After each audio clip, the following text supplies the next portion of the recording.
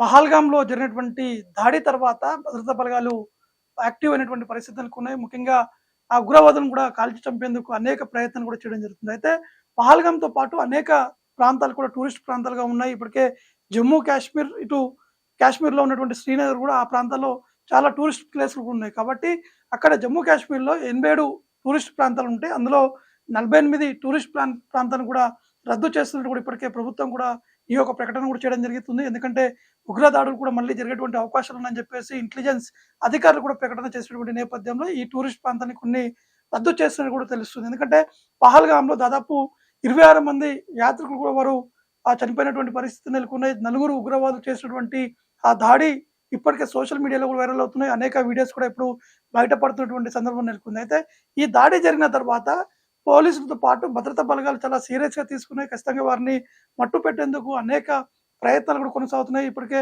అనేక ప్రాంతాల్లో కూడా సోదాలు కూడా నిర్వహించడం జరిగింది.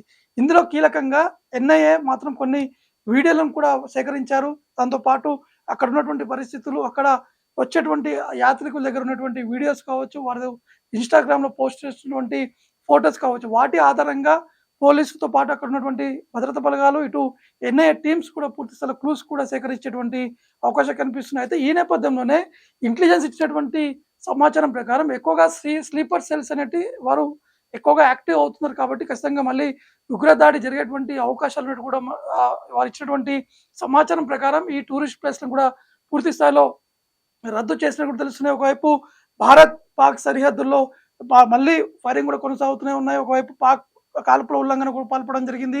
దానికి తిప్పికొట్టేందుకు భారత సైన్యం కూడా అనేక ప్రయత్నాలు చేస్తున్నారు. వెంటనే వారిపై ఫైరింగ్ కూడా కొనసాగుతున్నటువంటి సందర్భం నెలకొంది. కాబట్టి ఒకవైపు కొన్ని ప్రాంతాల్లో ఎగ్జంప్షన్ ఇచ్చారు. అంటే యాత్రికులు వెళ్ళొచ్చు. ఆ ప్రాంతాల్లో భారీగా భద్రతా బలగాలు కూడా మోహరించారు.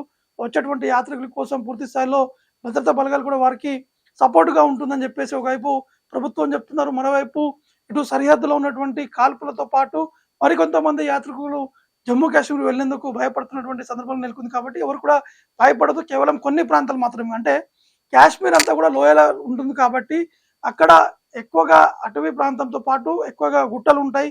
చల్లదనంగా ఉంటుంది. ఎక్కువగా ఆ మబ్బులు కూడా ఉంటాయి కాబట్టి అక్కడ ఉన్నటువంటి ఉగ్రవాదులు వారి కొన్ని ప్రాంతాల్లో స్థావరాలు కూడా ఏర్పాటు కూడా చేయడం జరిగింది. అయితే ఆ స్థావరాల పైన ఎక్కువగా భద్రతా బలగాలు కూడా ఫోకస్ పెట్టారు. వాటిపై అటాక్ చేసేటువంటి దిశగా కూడా వారు ప్రయత్నం కూడా చేయడం జరుగుతుంది. ఇటీవల కాలంలోనే కొంతమంది ఉగ్రవాదుల నివాసాలను కూడా ఇటు భద్రతా బలగాలు కూడా కూల్చేస్తున్నటువంటి సందర్భం నెలకొంది. ఎట్టి పరిస్థితుల్లో ఈ నలుగురు ఉగ్రవాదులను పట్టుకునేందుకు అనేక ప్రయత్నాలు చేస్తున్నారు. అనేక ప్రాంతాల్లో వీరికి సంబంధించినటువంటి సీసీ ఫుటేజ్ కూడా సేకరించడం జరిగింది. కాబట్టి పూర్తి స్థాయిలో జమ్మూ కాశ్మీర్ అంతా కూడా హై అలర్ట్ కూడా ప్రకటించారు. ఈ టూరిస్టులు సంబంధించినటువంటి ప్రాంతాలపైనే ఈ ఉగ్రవాదులు కూడా చాలా రెక్కి నిర్వహించిన తర్వాతనే ఈ యొక్క కాల్పులు కూడా జరిపినట్టు కూడా తెలుస్తుంది. కాబట్టి వచ్చేటువంటి టూరిస్టులు కూడా జాగ్రత్త పాటిస్తూ భద్రతా బలగాలు ఇచ్చేటువంటి డైరెక్షన్స్‌లోనే వెళ్ళాలి. ఈ 48 ప్రాంతాలు ఏవైతే రద్దు చేశారో, ఆ రద్దు చేసినటువంటి టూరిస్ట్ ప్రాంతాలకి వెళ్ళొద్దని చెప్పేసి కూడా ఇటు ప్రభుత్వం కూడా చెప్పడం జరుగుతుంది. ఎందుకంటే చాలా సెన్సిటివ్‌గా ఉన్నటువంటి ఆ ప్రాంతం, ఎక్కడైనా ఈ ఉగ్రదాడి మళ్ళీ జరిగేటువంటి అవకాశాలు ఉన్నాయని చెప్పేసి అధికారులు కూడా చెప్తున్నారు. కాబట్టి అందరూ కూడా అప్రమత్తంగా ఉండాలని చెప్పేసి కూడా ప్రభుత్వ అధికారులతో పాటు భద్రతా బలగాలు కూడా చెప్పడం జరుగుతుంది.